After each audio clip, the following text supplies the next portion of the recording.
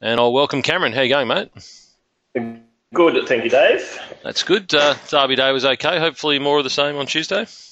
Yeah, David was great actually. I was really keen on two horses that the members would have hopefully all backed in Scholes and Rich Charm. And Rich Charm's just a great sprinter. He rates really high and he tries his heart out and he loves the straight. And so seeing him charge down the middle was fantastic. Late yesterday afternoon. That was a really good day in the end. Yeah, and a good result. What about, we'll get stuck into the Cup, but is it likely to be a betting race for you, or is it just another race? The Cup itself. Yep. Yeah, it's a betting race, and there's I don't have anything clear. I have had things clear in the past. I was really keen on Protectionist the year he won, for example. But this looks an open Cup, so yeah, whilst it is the Cup, it sort of still is just another race. It's a lot more interesting than than a lot more people watch it and such. But I'll still bet it the same way. Bet my overlays and and things like that. And I'll certainly play the exotics as well. I don't play the exotics that much anymore, but on a race like this I will, because you can these days at Flemington you can get some bonus in the dividend for sure. Okay. Depending on what size screen people are viewing this on and whether it's live or the replay, hopefully that column AO is visible. And we're going to start with your top raider, and that's number 22, Rekindling. You've got around about $6.40. Yep, I do. I'll just my top 10. If I'll just scroll down, you can see my top 10 here with price. Ignore that need column; that means nothing. So that's my top 10. We'll go through each of those in order. I'll start with Rekindling, go Johannes Vermeer, and so on and so forth. But that's them in a nutshell. But I'll just go down to Rekindling. Now, I did this race earlier today, this afternoon, and there's a lot of overseas horses in the race, obviously, and Rekindling's one of them. Now, his form here, I download their form off the Timeform website, and I've got a method of converting their Timeform ratings into my ratings, which you can see here, and hopefully that's clear enough and visible. But I made this conversion several years ago now, and it works really well. They line up really well, converting their figures into mine, and so I now have all the overseas horses form in there, as I say, from Timeform. So all these runs here, whilst they're not rated by me, the Timeform ratings are pretty reliable and can convert very well, as I say, into my scale. So he has had not many starts. He only had 8 starts in his life, and you can see his ratings progressed up. That was his first prep here when he was doing 92, 96, 96 early on, and comments here which come from Timeform. They're saying he should stay, etc., etc. Then it went out for a spell and obviously improved quite a bit because it's only a 4-year-old. In England, it's actually a 3-year-old. It's 4-year-old by our dating. And then came back with 110s. 110s had one bad run only, and then 112, 115, 117. I love this progression when you've got a lightly rated stayer, and I absolutely don't think you've seen the top of him as yet. I watched this replay earlier today, this race at Doncaster, and he was back. It was quite a solid pace, and he was back in the pack. And he was actually held up for a good part early in the straight, but then he did get out, and he kept coming nicely. It was a nice run. The winners were a couple of lengths in front of him, but he was only beaten about 2 lengths, and he really found the line solidly enough for me to say that's not necessarily his top. He doesn't have a brilliant turn of foot, but he'll definitely stay, and he does it. He's not one of the English, one pace. I think he's 117 to 118. There can be more improvement. He's going to get the perfect map from barrier 4 for Brown. He was well back in that race, but there was only 10 or 12 in it, whatever it was, 11 runners. And he was well back in that race, but he can position up closer. Brown could go back or could settle midfield from the barrier. He gets his choice, and the long Flemington straight will suit. He's thrown him at 51.5 for mine, and I've improved him a little bit more up to 118. And for me, with the 51.5 kilos, that makes him the horse to beat in the race. And he's about 12 to 1 at the moment, so $13. I'll just have a look what he is here on another computer. Well, why do you do that, Cameron? Do you often get a double overlay in the Cup, or especially with the top raider? You probably don't get a double overlay top rated that often. So you can get double overlays, but they're more the roughy, a roughy like say, Boom Time in the Caulfield Cup, that kind of thing, where it's not your top pick, but you think the market's got it wrong, and it might be 50s and you might be $15 or something like that. But yeah, no, it's a little bit, it's a bit more rare to get a double overlay top pick because, you know, your top picks, the market tends to get things pretty right. I just think they've underestimated this one a little bit. I do expect money to come for rekindling. I won't be the only one who's found it. And you know, there's no certainty or anything like that. I've got him $6.40, I think I have, top pick. And so he's the leading chance, and at $13 best at the moment, well, that's Bet365, so that's a myth. But $12 everywhere else, he's just a really good overlay in my opinion. Okay. They'll back other horses too. So, but I think money will come for him. How do you look at that preparation where he's basically had, you know, one start a month for quite some time? Yeah, well, that's what they do, isn't it, really? You're right, he's raced once every month there, hasn't he? But that's what they do, and he's had, you know, it'll be, 52 days it'll be, as it says over here, 52 days between his last run and now, but that ties in with what he's done in the past. I think it's okay. We've never seen a horse, except for Vintage Croc, we've never seen a horse win the race without having had a run in Australia, but it's a bit of a myth, that as well, because lots of horses have run second and been very, very close, and it's only a matter of time till another one does it. And yeah, I've got no problems with the 52 days. They've got him right, hopefully, and he's in a good stable, and hopefully, if he's right, and if he runs up to his 117 or so, he's with 51.5 kilos, he's going to be really hard to beat. Okay, so rekindling on top. Sorry, yep, I do. So that's. Yeah, that's all right. So that's him. We'll go on to the second horse. Yep. My second pick, which is Johannes Vermeer, another overseas runner, but he's obviously had 2 runs here since.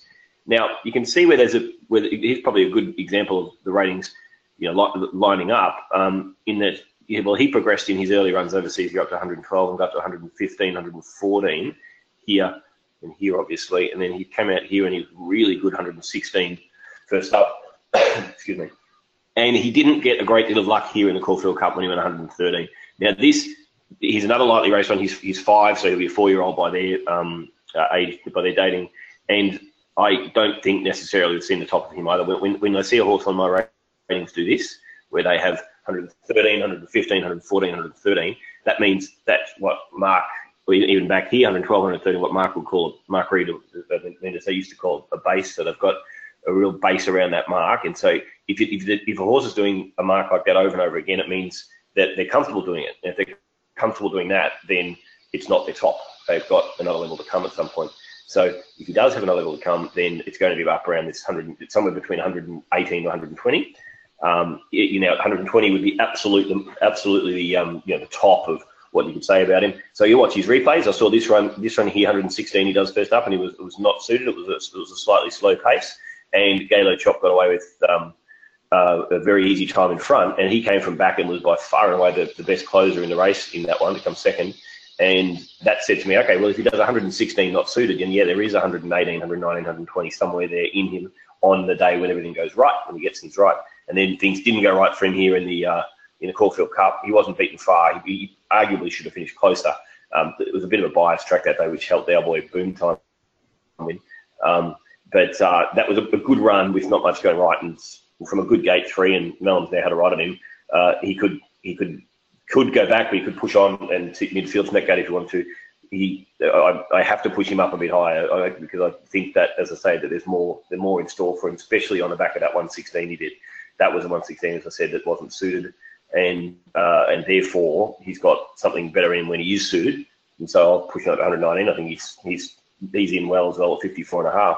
And I think he'll get the trip. He hasn't done it yet, obviously, but on a 2,000 metre run, he looked like he had no trouble with it. And he was still finding the line over 2,400 metres when not much went right. I certainly didn't want to pot him at the trip anyway, but because he hasn't done anything like 120 yet, it ended up at 119. It's the figure I gave him, and that makes him the second pick, but pretty much the equal second pick with, if we go back to here, Humidor, who there's not much between those two, obviously, in second pick there. So we'll go on to Humidor if you like. Yep. Unless there's anything about Johannes Vermeer that they needed to know or anything? Not at the moment, no, other than... there's a question from Elias who said, what about the big field?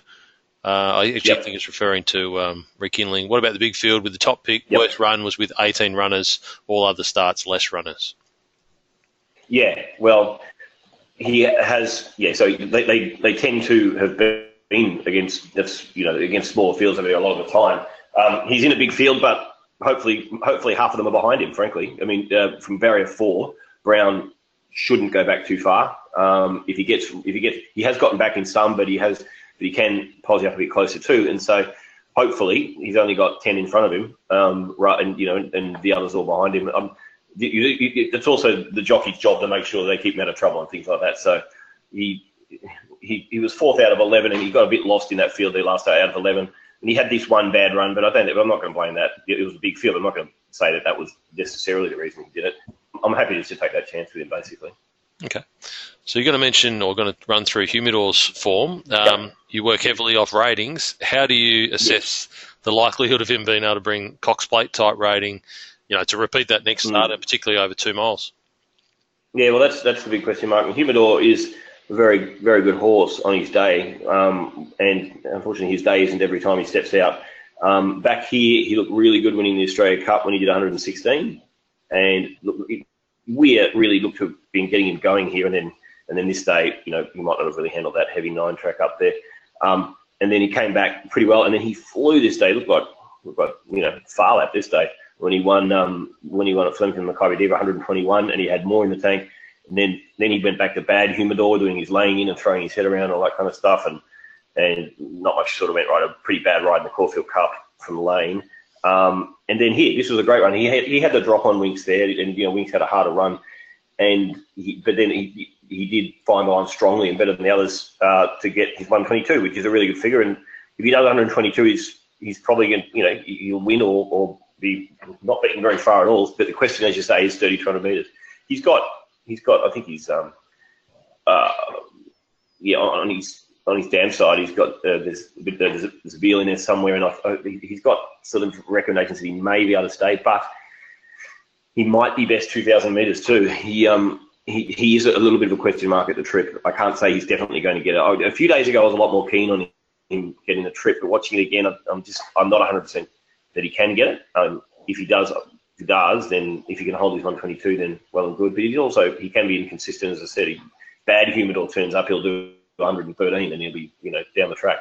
I've done him the 120. I've given him the 120 in the end because of my question mark. So I'd start with if it was 2,000 metres, for example, tomorrow, I wouldn't, obviously no distance query, and I'd be starting with 122, and then I might have been knocking a half point off because he can be a bit inconsistent.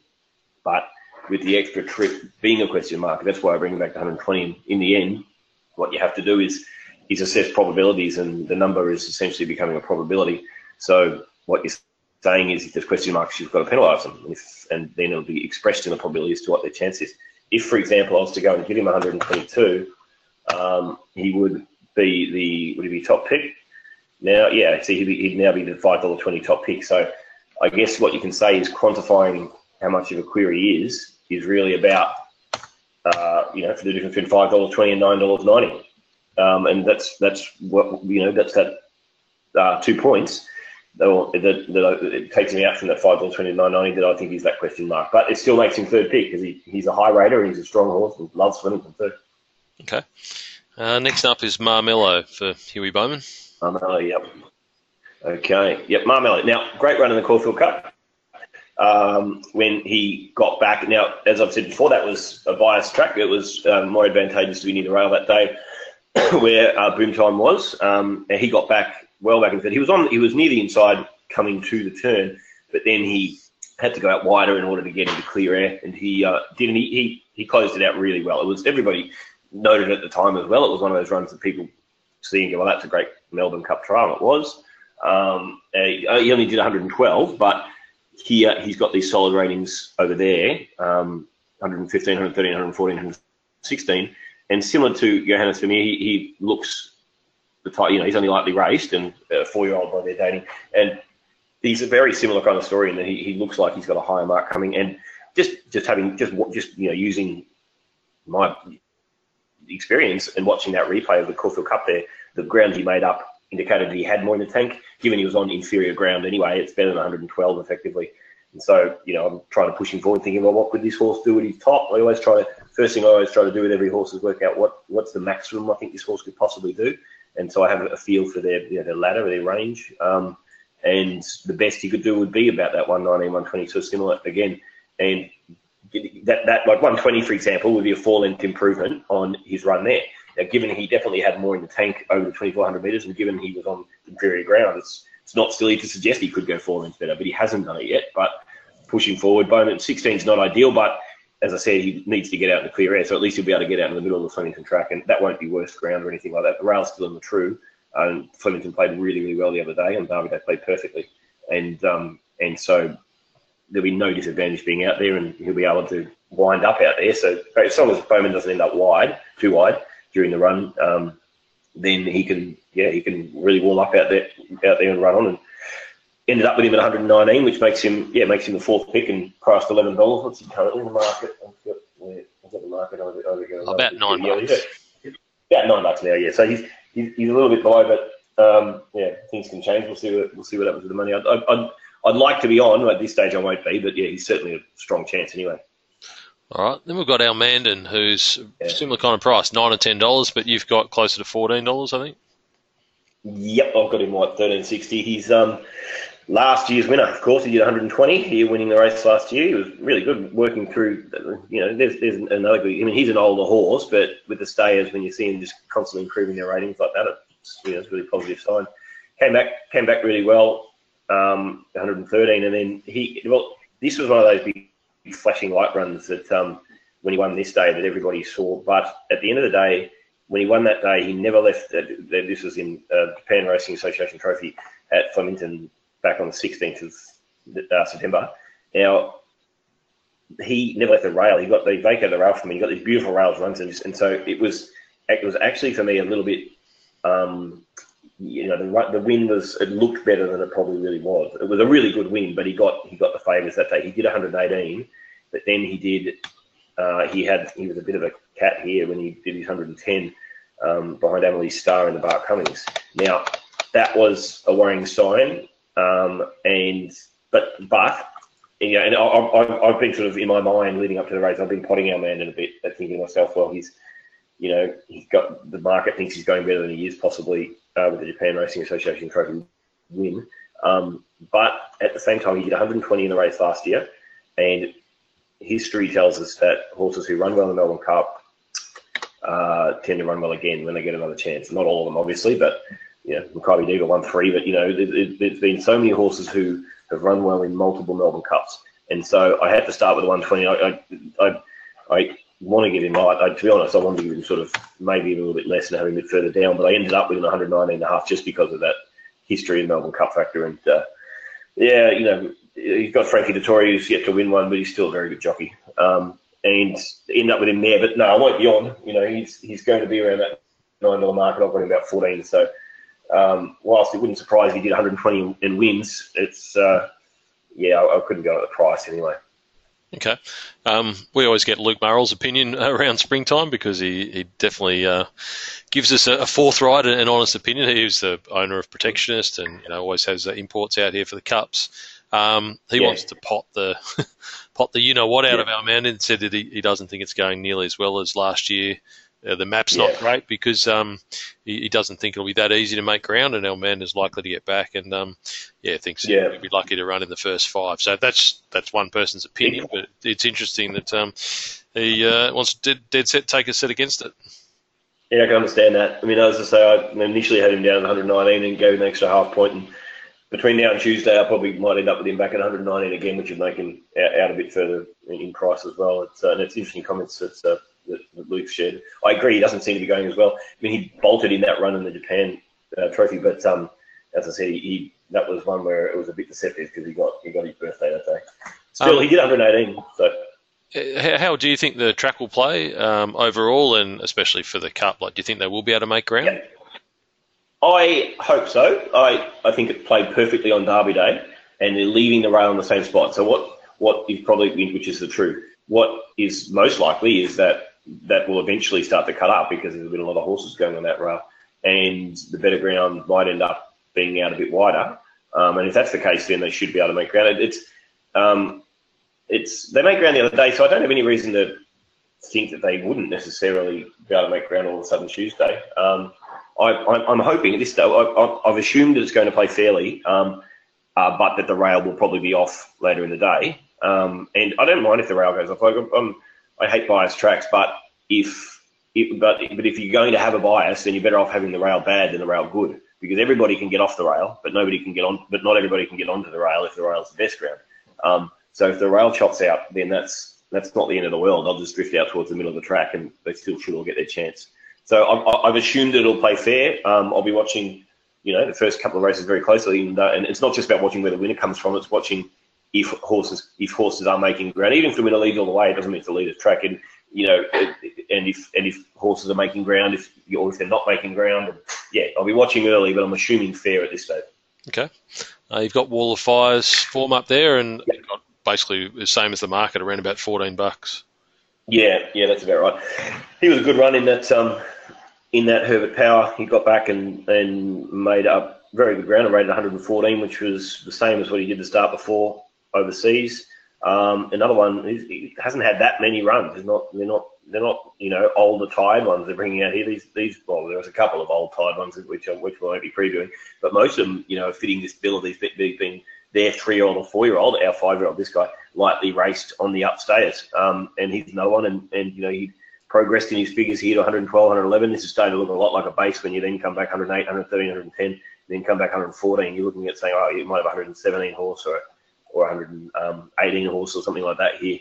And when he does his 114 first up overseas, and then comes back and does 114 here, where he got home quite well with a good run, and another run of a horse that's going to get further and had more in the tank and all that kind of thing. And so for me, it was a natural thinking he might be 119 top, might be 118. There's question marks a little bit, obviously, because he hasn't done it yet, and I landed with 117. Williams 15's getting out a little bit wide, but he'll go back somewhere. Williams, well, hopefully he doesn't slaughter it. But whether I'll be on, he might drift. He might drift, and he might end up being a slide overload, which could end up on him. I like his run in the Caulfield Cup, so 117 felt like a fair mark. Okay, got $1 million question come through. How do you convert your rating into a price? Well, that's actually, we talked about this the other time as well. But why don't I give it just a little example in a new sheet? Say you had 5 horses, and after weight, after you've adjusted for their weight, I should say, these are their ratings, 107, 105, 104, if you wanted to. Then you work out how far off top they are. So that guy's obviously 0 off top. The rest isn't that many points off top. And then I've got a model of sort of a sliding scale that then gives them a probability. It's similar to, it's different to the Don Scott method he used to use, but you get a 1 probability if you're the top pick, and everybody else gets a bit less than this. This might be sort of 0.65. 3 points off might be 0.5. It's a little bit different to that, but you'd end up with that, and in their price and the sum of that, they'd end up with a basic probability from that initial rating, and in the sum of the probabilities is 2.85 in this case, which is obviously too much. So to normalise it back to 100%, you end up with that as their final percentage chance, which, when converted to a price, is say $2.85 for that guy, down to, make that a bit more readable, down to $9.50 for the bottom line. Now, so basically, you get assigned an initial probability here for how many points off top you are, and then that gets normalised to 100%. So that's the actual probability, and then that gets turned into a price like that. So it's all about coming up with this figure here. As I say, I've got a sliding scale table that works that out, but it's about doing that. If you did this, you could come up with your own. Basically, if you're doing your own markets, my table is not going to be any use to you, because you're going to be on a different scale, whether you're using lengths or kilos or whatever you're doing, or it might be some statistical points that you've got.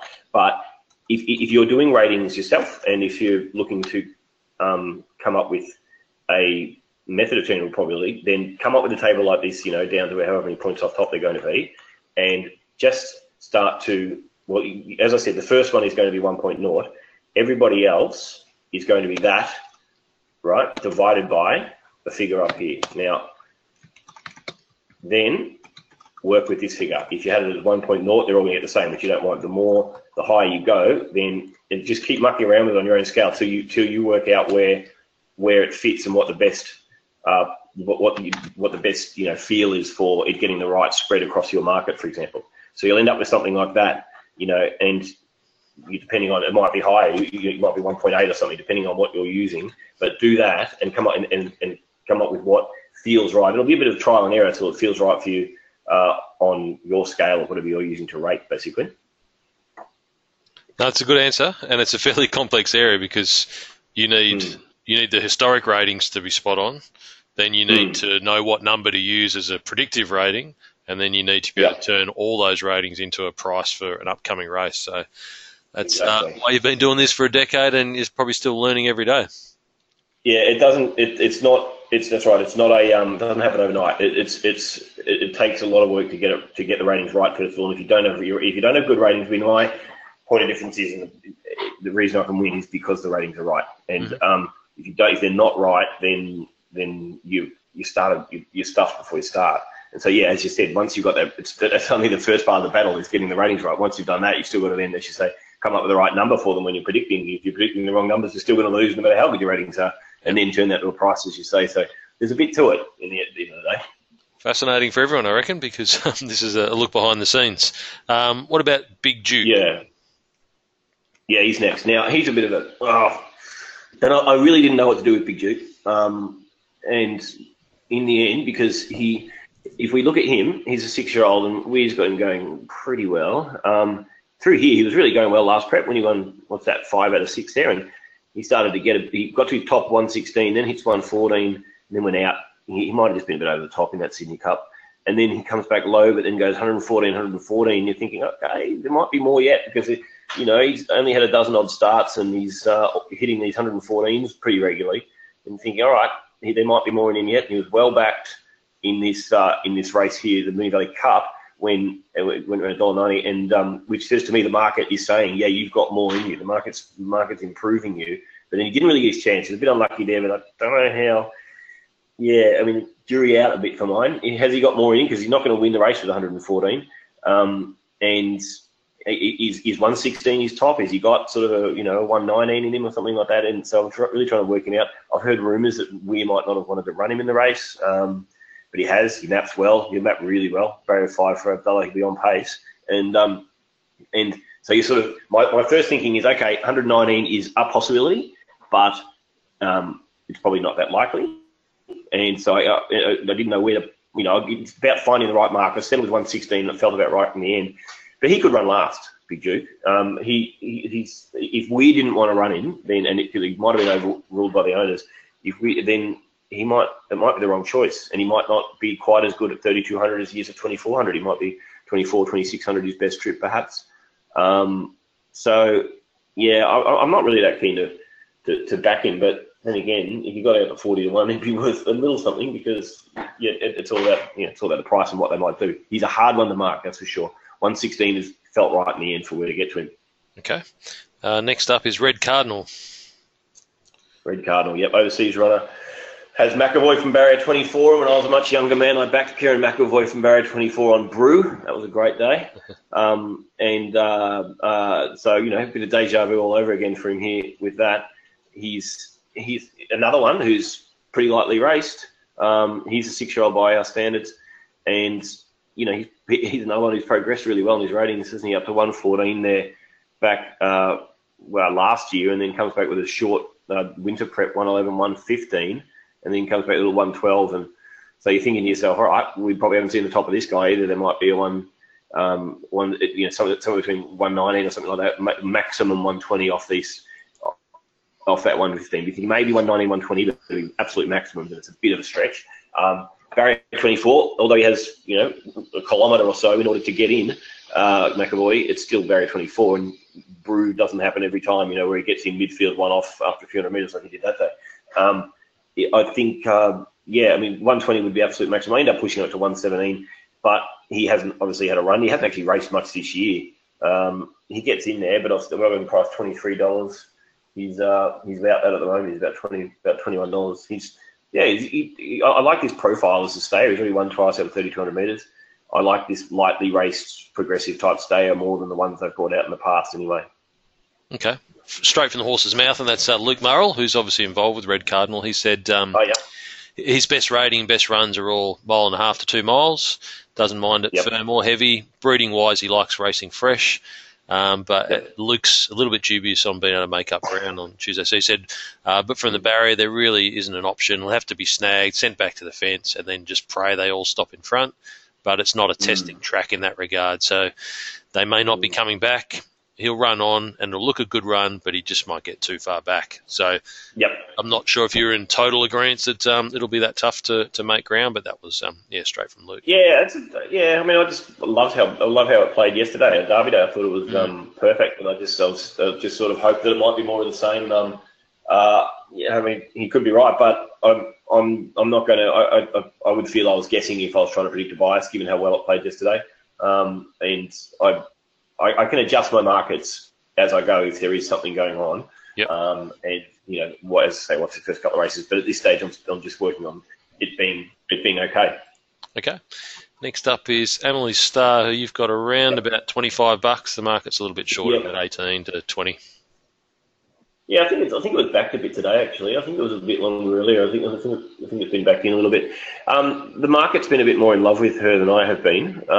She won the Bart Cummings here, which Almandon was in and went badly, and she looked great that day. She won by 2 and looked great, but she didn't rate all that great. She had 113, which is around about her top.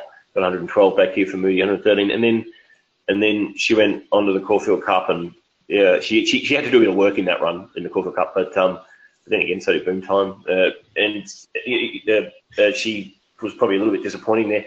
I just can't give her much more. It is weird, and we have a habit of improving them. So I sort of said, all right, well, you're a 6-year-old. Best case scenario would be you'd have 116 to 118 in you one day, 112, 111, 113 kind of thing, which you may eventually be able to get to, But that just felt very, very generous to me. And Love Yendel as a rider is a gun, especially on the lowly weighted ones. But I just didn't want to give her much more. I thought she should have showed us a bit. If she was going to do something like that, she should have showed us a bit more in that Caulfield Cup run. And I think I've given her 114, which feels like plenty. If she wins, she goes 118 and wins. Well done to Weary yet again, but.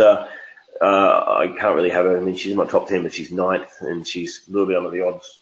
It's $16, $18 for mine. Okay, and then there's Ventura Storm, who on your early numbers is a marginal overlay. Marginal overlay. He is a where am I?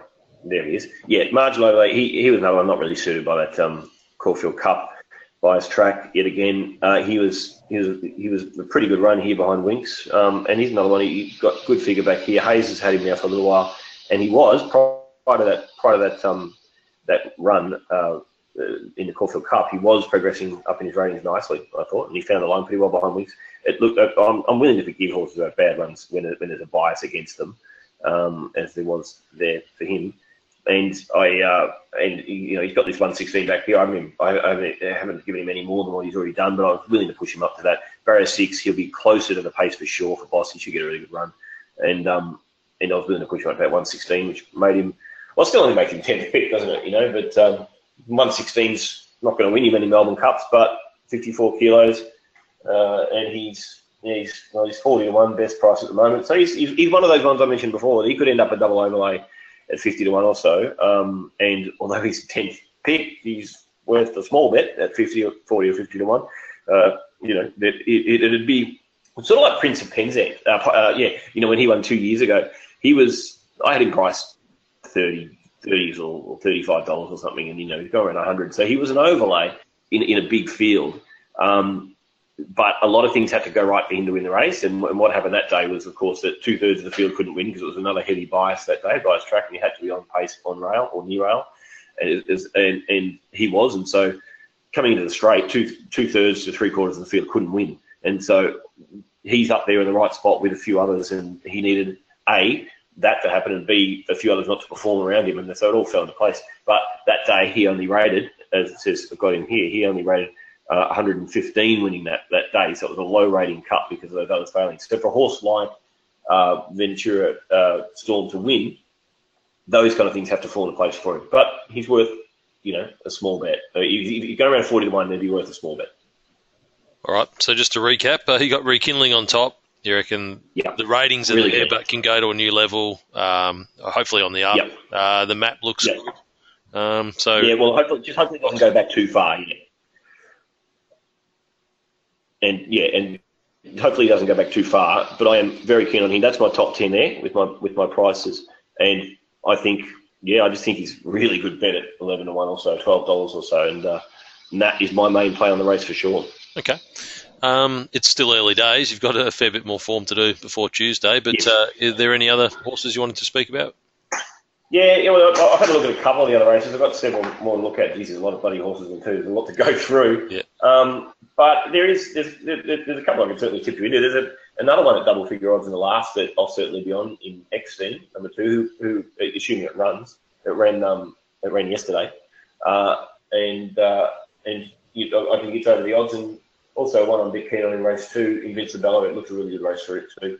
So they'd be 2 if you're looking for a bet elsewhere. In that early race 2, that's still going to be monitoring the track obviously at that stage as well. But assuming the track plays fair, it looks quite a good bet as well. And so those 2 are the 2 I'd throw into at the moment. Okay. We've got a couple of questions here, so we'll take those, and then if there's anyone else, we'll answer those and then wrap it up. Brett's asked if you had any suggestions for exotics for Tuesday. Yeah, okay. Yeah, it's a good race to bet exotics. What I would do, and I probably will do something like this, is I would, if you're betting first falls or trifectas or things like that, I would be keen Rekindling in them and hoping that he keeps progressing. I would be taking him as a sort of a rover with several of these other ones. And if you were to take him I'd take him to win or run second. He seems like the type that if he does do his 117, 118, then he should win or run second. Otherwise, he might do nothing, So I'd take him to win or run second with, certainly my other 9 in my top 10 there. And if you want to throw any others in, I wouldn't talk you out of it because there's 24 in the race and there's others that, can still feature, especially in first falls and things. My full market will show, which is there if you can see the prices there.